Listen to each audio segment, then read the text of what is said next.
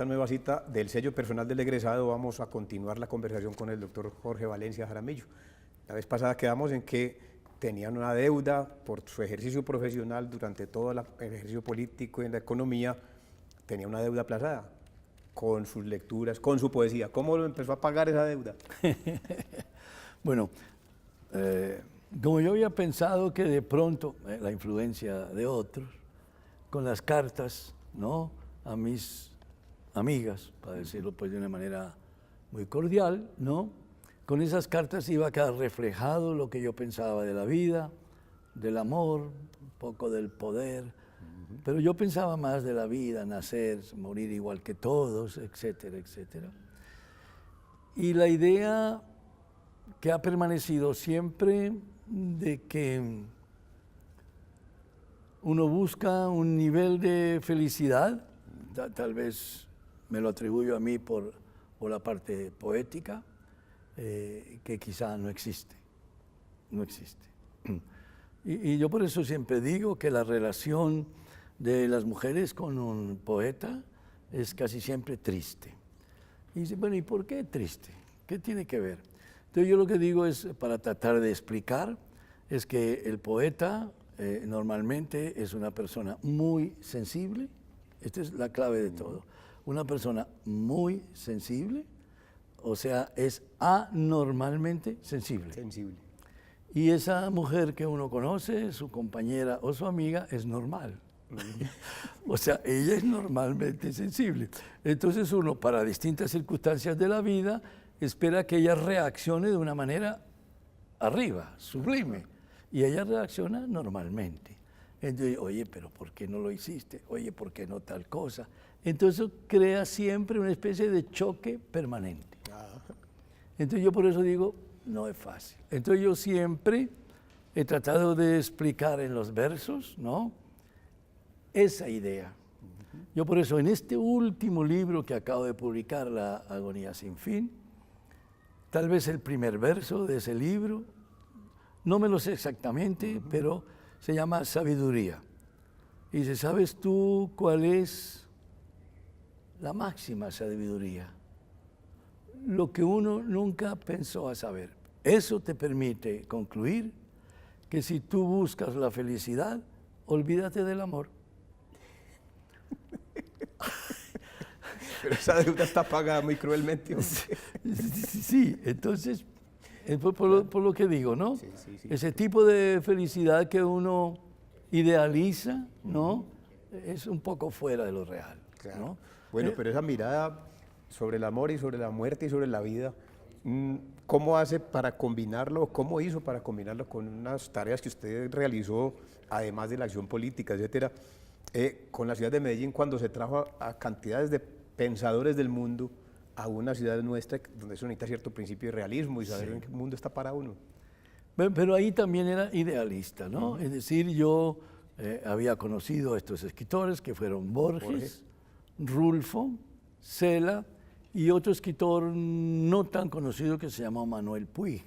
Bueno, entonces, yo había leído a Borges, había desarrollado poco un lugar común, un interés por él. Yo tenía una revista, yo en Bogotá fundé una revista que se llamaba Pluma, donde yo buscaba gente para escribir de literatura, de filosofía, de economía, etc. Dirigiendo esa revista, yo pensé, yo quiero hacer una entrevista a Borges. Es un cuento largo, fui a dar a Buenos Aires, en fin, localicé al señor y le hice la entrevista. Correcto. Entonces ya lo conocía, eso antes de ser alcalde, ¿no? Por eso al llegar al alcalde dice, me gustaría traerlo a Medellín, pues para hacerle un homenaje y bueno, para que la gente lo conociera más, etc. Muy bien, lo invité y vino. Fue un acto increíble que me permitió, y hago una pequeña anécdota que yo siempre me he reído mucho de ella, ¿no? Es como traía a Borges, argentino, hay que hacerle un homenaje. ¿En dónde? En la Casa Gardeliana. Bueno, ¿con qué? Con tangos, obviamente, ¿no? Entonces conseguimos la mejor orquesta, los mejores cantantes, y me llevé a Borges para la Casa Gardeliana, ¿no? no cabía un alma. Había gente colgada en las ventanas, ¿no? Y empezaron los tangos. Y por ahí en la mitad, Borges voltea y me dice, Che Valencia, vos es que no sabés que a mí no me gusta el tango. Madre mía. Bueno, se cayó el castillo porque yo, oiga, pero todo esto que hicimos y ahora no le gusta el tango.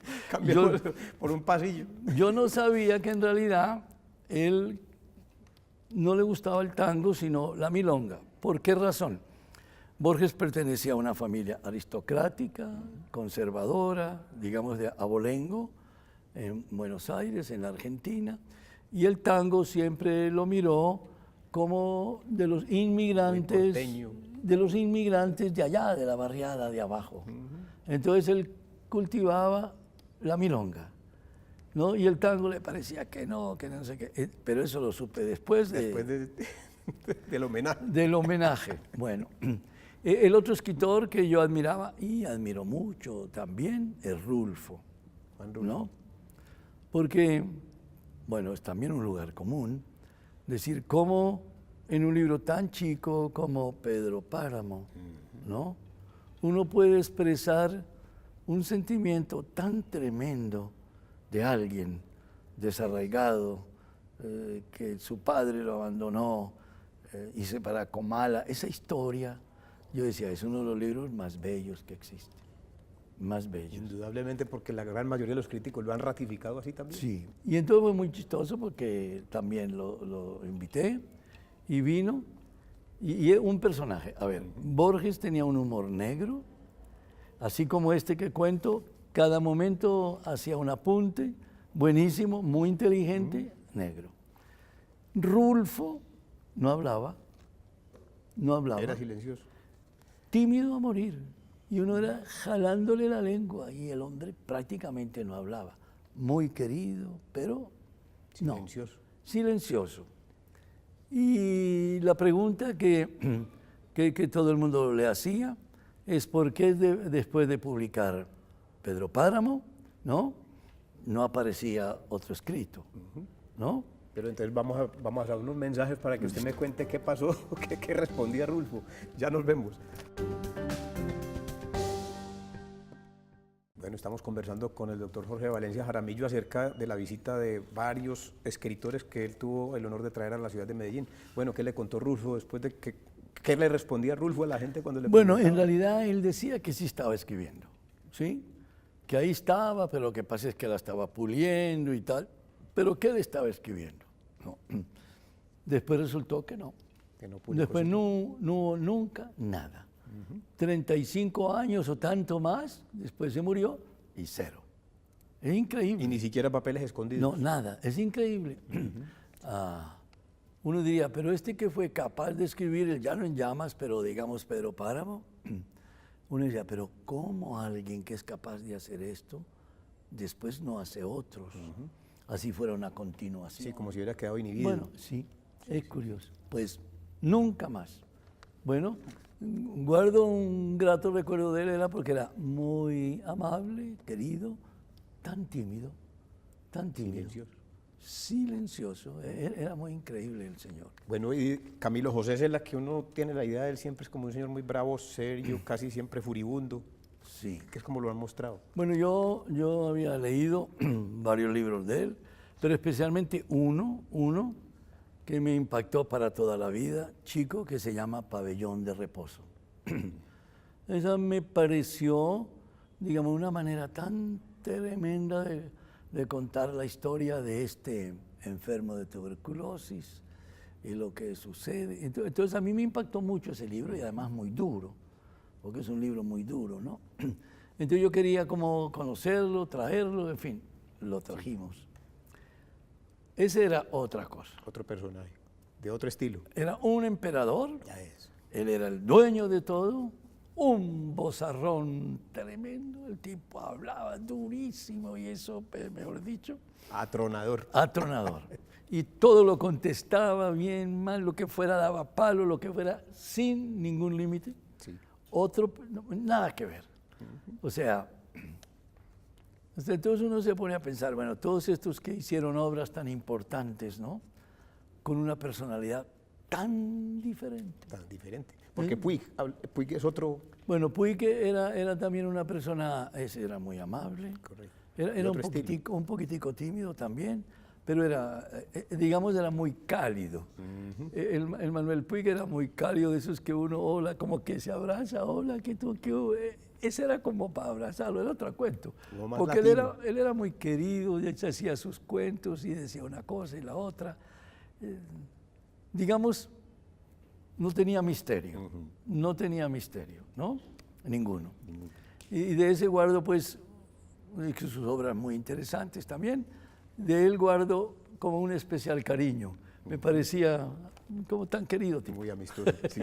Bueno, toda esa experiencia suya entonces lo llevó a otra gran obra que también hizo usted en Colombia, que fue fundar la Feria del Libro en Bogotá, la Filbo. Sí, la Internacional del Libro. La Feria Internacional. Bueno, a mí me nombran presidente de la Cámara Colombiana del Libro, ¿no? Sí. Por mi amor a los libros, exactamente, que ya había demostrado seguramente en mis distintas actuaciones. Usted decide aceptar ese cargo, pero no acepta salario, ¿por qué? Es una buena pregunta. ¿Por qué ad honorem? Porque pensaba, y todavía pienso igual, que cuando uno hace una obra o algo, si le pagan ya no es tan auténtica. Una manera. Mi señora siempre critica que yo soy el campeón, ¿sí?, de hacer trabajos gratis. Si le van a comprar el libro de poesía, usted dice que no, llévelo gratis. Sí, porque a mí me parece que entonces ya no era tan auténtico mi interés, entonces no acepté ninguna remuneración. Estando de presidente de la Cámara, yo empecé a pensar con la gente de la Cámara del Libro, la Junta de ese momento, que Colombia quería ser más importante editorialmente, y no lo era. Los referentes eran Argentina y México. Correcto. Entonces, la Feria de Buenos Aires, una feria que había en Ciudad de México, que ahora es en Guadalajara. En fin, que eso era el referente, que Bogotá, no, a pesar de que estaba como en la mitad, era muy atrás. Segundo, que los editores no tenían oportunidad de presentar nuevas obras, ¿no? Escritores. Porque la feria se hacía en un parque, sí, en Bogotá, se llama Parque Santander. Entonces era un parquecito, o es, al aire libre. Era más como libros usados. Era más como libros usados. Y entonces era al aire libre, quiere decir al sol y al agua. Entonces, y ahí no había dónde presentar escritores ni nada. Entonces yo empecé a pensar que había que hacer una feria internacional, convencí a mis compañeros de junta de que sí, de que lo hiciéramos. Viajé a Alemania, España, México, Brasil, Argentina, como 3 años casi, buscando ideas, ¿no? ¿Cómo se hace una feria? ¿Cómo se hace una feria? Y así fue como hicimos la primera en 1988, creo. 30 años. 30 años. Se cumplieron este año los 30 años. Los 30 años en el 87. Bueno, la hice y la dirigí prácticamente 10 años ad honorem. Ad honorem. Pero la feria, digamos, me aplastó, porque eso es un trabajo y yo tenía que vivir. Claro. O sea, a pesar de mi madre y de mi señora, tenía que trabajar para vivir. Claro. Entonces, bueno, ya no pude, me aplastó. Muy bien, bueno. Ahora soy el presidente honorario. Ahora sigue siendo el presidente honorario. Pero lo tienen ahí permanentemente como asesor, de manera que usted está de todas maneras al frente. Ah, sí. Bueno, ayudo. Sí. Bueno, en este programa lo que hacemos también es hablar algo acerca del estilo personal, que ya lo habrán notado, pero entonces vamos a ver unos mensajes y retornamos. Bueno, en esta conversación con el doctor Jorge Valencia Jaramillo hemos ido y venido de un mundo a otro, entre muchos mundos de la literatura, la poesía, el arte, pero yo no me puedo quedar sin preguntarle, bueno, a estas alturas, ¿usted qué piensa que para dónde va este mundo? Pero no poéticamente. No. Como quiera, o en este mundo o en la poesía. Bueno, ¿no, verdad? ¿Cómo ve la situación ante todas estas ya mirándola como economista, ¿no? Yo pienso que en este momento estamos viviendo, diga usted, de 5 años para acá, un cambio dramático en la economía del mundo, dramático. El término, un verdadero terremoto, debido a la fuerza que ha tomado Internet, la red, imparable, absolutamente imparable. Entonces, en la economía de la información, donde ya no hay control, donde las redes sociales son del mundo entero, son abiertas y que ya no se podrán parar. Es decir, hay muy pocos países que hoy censuran Internet. Por ejemplo, China, Cuba, pero son muy pocos. ¿Y no alcanzan a hacerlo con toda la eficacia tampoco? No, tampoco. Corea del Norte, en fin, muy poco. El resto del mundo, o sea, 95% es imparable. Interconectado. Entonces quiere decir que por ese camino, todas las reglas anteriores de la propia economía están siendo, digamos, retadas, cambiadas de manera fundamental. ¿Cómo se originan los precios? Ahí no hay control ninguno, ¿no? Sacan una aplicación, ofrecen algo por un precio, puede ser verdad, puede ser mentira.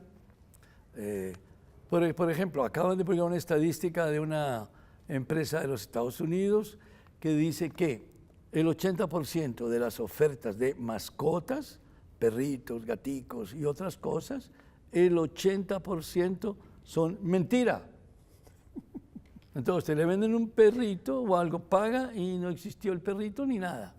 Compra ficticia. 80%. ¿Qué le parece? ¿Qué quiere decir? Usted puede hacer en cualquier lugar, en cualquier sitio, hacer algo. Sí. Y no tiene control. No hay cómo. Entonces, eso ha cambiado la parte mundial. Eso también ha empezado a contravertir el mundo financiero. Porque usted no puede pensar una moneda de un país que no tenga un respaldo en ese país o en la economía de ese país. Ejemplo, el dólar, el respaldo de los Estados Unidos, el imperio, que son los Estados Unidos, está el respaldo. El euro, Europa toda, pues casi toda, el respaldo. ¿Sí? El yen japonés, Japón, la tercera potencia del mundo, etcétera, ¿no? Sí.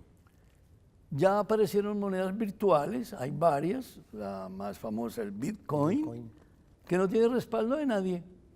En el aire, o sea, una moneda en el aire. Sí. Entonces usted comprende lo que significa de reto a todo el sistema financiero mundial. Correcto. Madre mía, ¿y esto qué significa? Entonces un cambio radical. La velocidad de todas las aplicaciones que son por miles diarias en cualquier lugar del mundo, ofrecen aquí, allá, esto, lo demás, acá. Entonces, ¿qué pasa? Claro.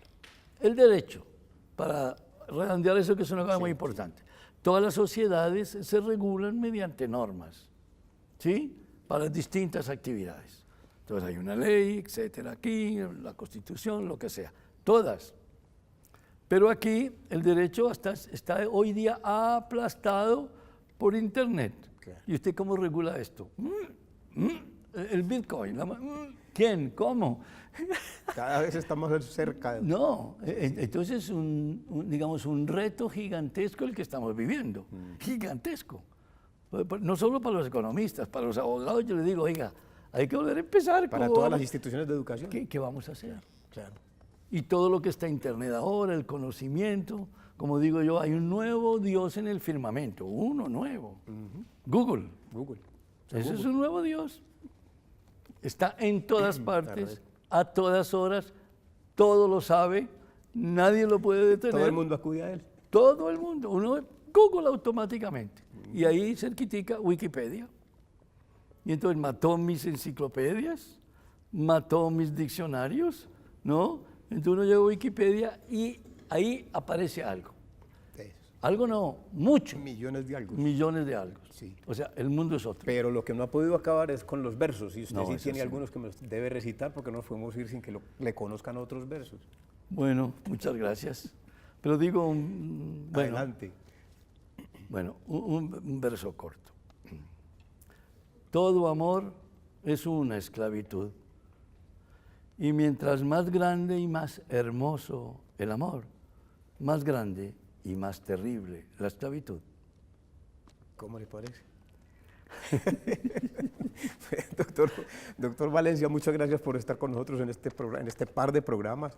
De todas maneras, En nombre de la universidad y en nombre de la ciudad le damos los agradecimientos por las jornadas que ha hecho, el tiempo que nos ha dedicado. Usted ha hecho patria y ha hecho ciencia, ha hecho economía, ha hecho literatura y ha hecho versos. Y he hecho versos. Que no sea la última vez, doctor Muchas Malejo. gracias. Muy Usted agradecido. muy amable. A ti Muy muchas bien. gracias. Realmente muy honrado. Muchas Muy gracias. honrado.